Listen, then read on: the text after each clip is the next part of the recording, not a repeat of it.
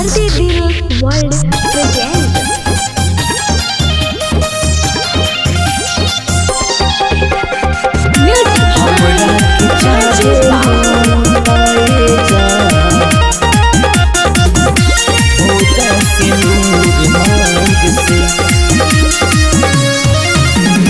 ससुर से फोनवा करेलू, ले चल हमारा के कहेलू, ले चल हमारा जानो। ससुर से फोनवा करेलू, ले चल हमारा के कहेलू, रहेलू का परेशानी में, दे द जहर के पानी में। रहेलू का परेशानी में, दे द जहर के पानी में। पूरा होई सपना सैया के अपना मुआदा जान से। हमरा के चाहेलू ताए जान, धोदा से नूर मांग से। ये जानो अभियो से चाहेलू ताए सोना, धोदा से नूर मांग से।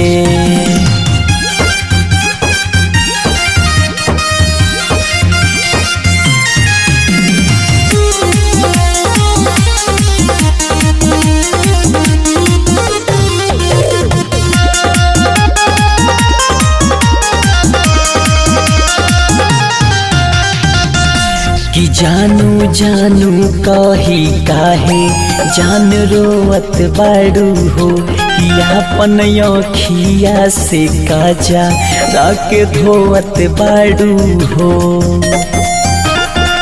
बोलो ना कि जानू जानू कही काहे जान रोवत बाड़ू हो, कि अपन अखिया से काजा राके धोवत बाड़ू हो। अचर से लोरावा पोछेलू, के करला इतना सोचेलू। अचर से लोरावा पोछेलू, के करला इतना सोचेलू। काहे कि खेलत बार तू अपना अरमान से। हमरा के चाहेलू ताए जान, धोदा से नूर मांग से। करे जा अभियो से चाहेलू ताए सोना, धोदा से नूर मांग से।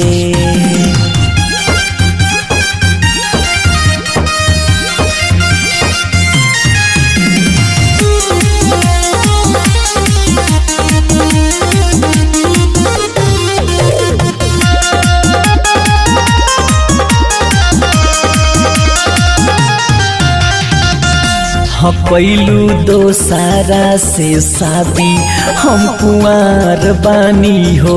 ये सोना अभियो से रखे ला तैयार बानी हो। सच्चा प्यार है बेबी। कि कैलू दोसारा से शादी, हम कुंवार बानी हो। ये सोना अभियो से रखे ला तैयार बानी हो। राइटर इसके कहेले, सलेंदर दर्द सहेले। कुंजन बवाली कहेले, सलेंदर दर्द सहेले।